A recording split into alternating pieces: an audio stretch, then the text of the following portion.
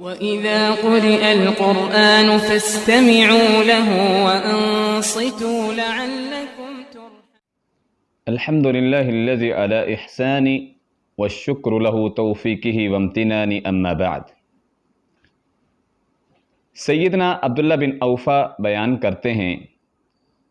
قال رسول اللہ صلی اللہ علیہ وسلم، من كانت له حاجة إلى الله او الى احد من بنی آدم، اگر کسی شخص کو کسی کی چیز کی ضرورت ہے، اس کی کوئی نیک حاجت ہے، وہ اللہ سے لینا چاہتا ہے، اللہ سے مانگنا چاہتا ہے،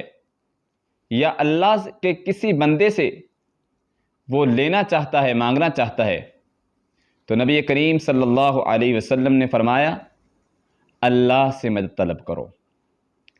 آقا علیہ الصلاۃ والسلام فرماتے ہیں،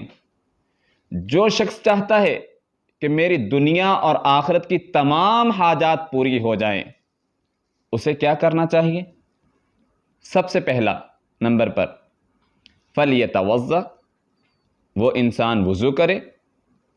وَلْيُحْسِنِ الْوُضُوءَ، اچھا اور مکمل کامل خوبصورت وضو کرے، ثُمَّ لِيُصَلِّ رَكَعَتَيْنِ، پھر وہ 2 رکعتیں پڑھے، ثُمَّ لِيُثْنِ عَلَى اللَّهِ، پھر وہ اللہ سبحانہ وتعالی کی تعریف کرے، وَلْيُصَلِّ عَلَى النَّبِيِّ صلی اللہ علیہ وسلم، پھر نبی کریم صلی اللہ علیہ وسلم پر درود پڑھے، ثُمَّ لِيقُلْ، پھر وہ کیا کہے؟ لا الہ الا اللہ الحلیم الکریم، سبحان اللہ رب العرش العظیم، الحمد للہ رب العالمین، اسألک موجبات رحمتک وعظائم مغفرتک والغنیمت من کل بر والسلامہ من کل اثم لا تدع لی ذنبا الا غفرتہ ولا ہما الا فرجتہ ولا حاجة هي لك رضا الا قضيتها یا ارحم الراحمین۔ جامع ترمذی کی روایت ہے، نبی کریم صلی اللہ علیہ وسلم نے فرمایا، جو یہ دعا پڑھتا ہے، سب سے پہلے وضو کرنا، اچھا وضو کر کے پھر کیا کرنا ہے؟ 2 رکعتیں پڑھنی، 2 رکعات کے بعد دعا کرنی ہے، اللہ کی تعریف کرنی ہے، نبی کریم صلی اللہ علیہ وسلم پر درود پڑھنا ہے، درود پڑھنے کے بعد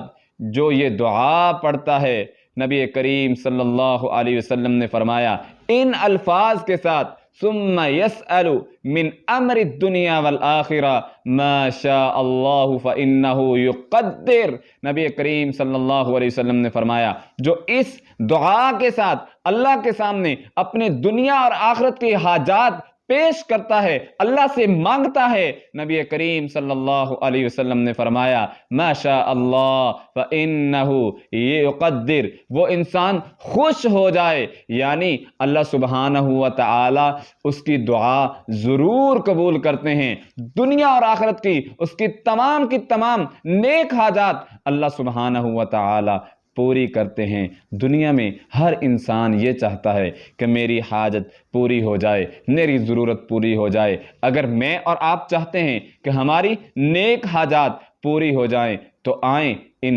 مسنون اذکار کی طرف۔ نبی کریم صلی اللہ علیہ وسلم نے جو دعائیں بتلائی ہیں، ان دعاؤں کو اپنی زندگی کا معمول بنائیں۔ اللہ سبحانہ وتعالی ہم سب کی نیک حاجات، دلی